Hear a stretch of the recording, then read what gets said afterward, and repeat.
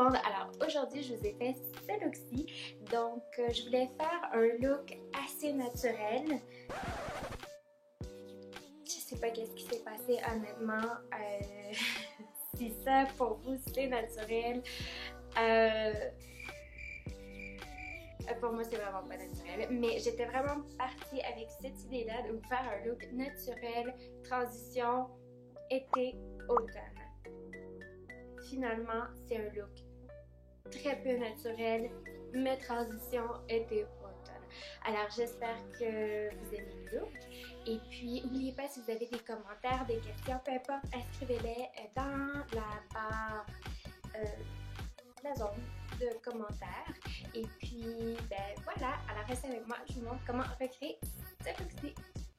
Alors, aujourd'hui, comme d'habitude, je commence avec un primer. Moi, j'ai pris mon primer de Becca. Et puis ensuite, je prends mon fond de teint. Comme primer pour les yeux, je vais utiliser mon cache-cerne.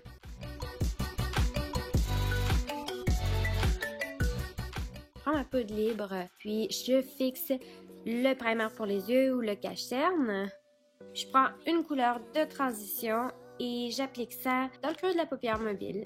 On estompe, on veut que ce soit super diffuminé.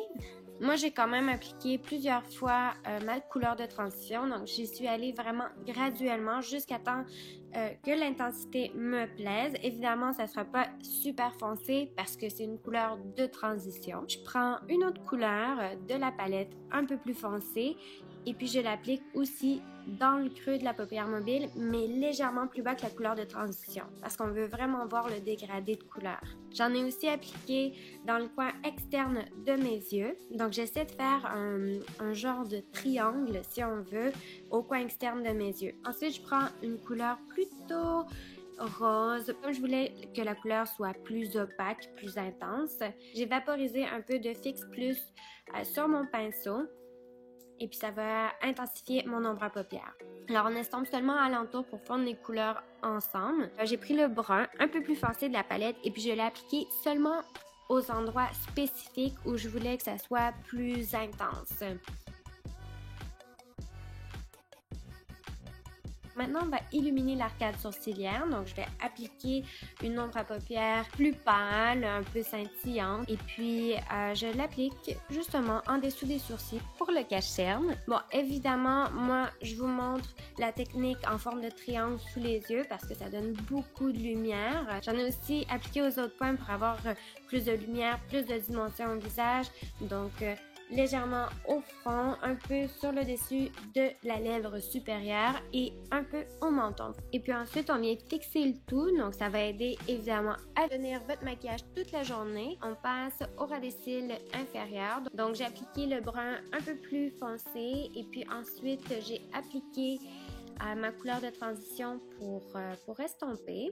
Et puis là, pour mon point de lumière au coin interne des yeux, j'ai décidé de prendre la couleur du centre de la palette. Ça va ouvrir le regard, c'est magnifique sur photo aussi.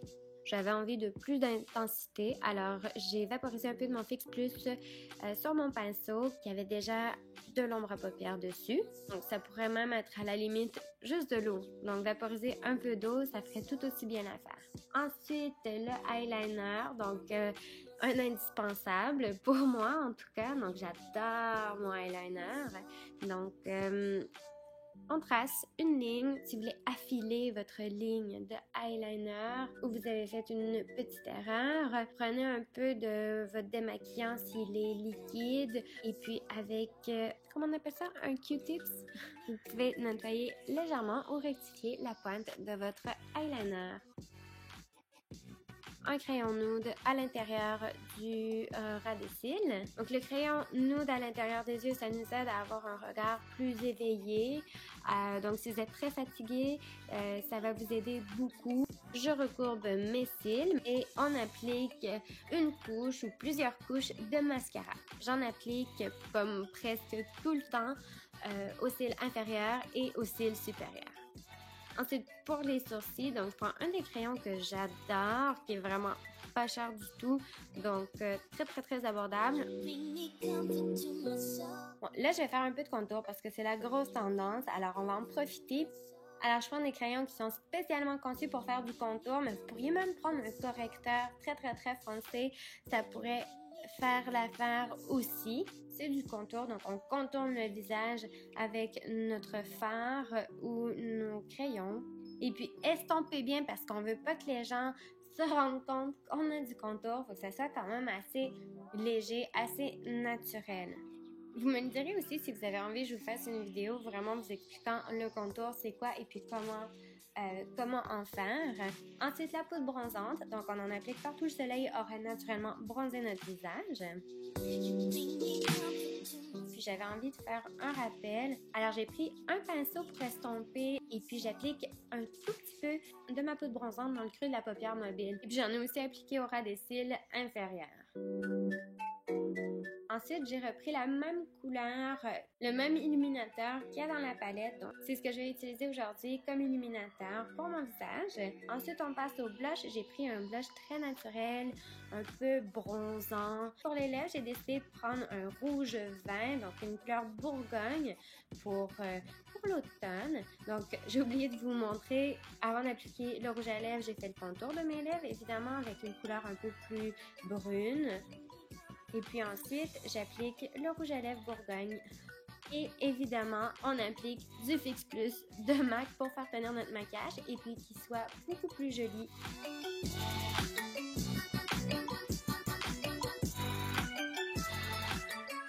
Alors, c'est déjà fini pour la vidéo. J'espère que vous avez aimé et puis j'espère que vous allez vous abonner aussi pour voir plus de vidéos.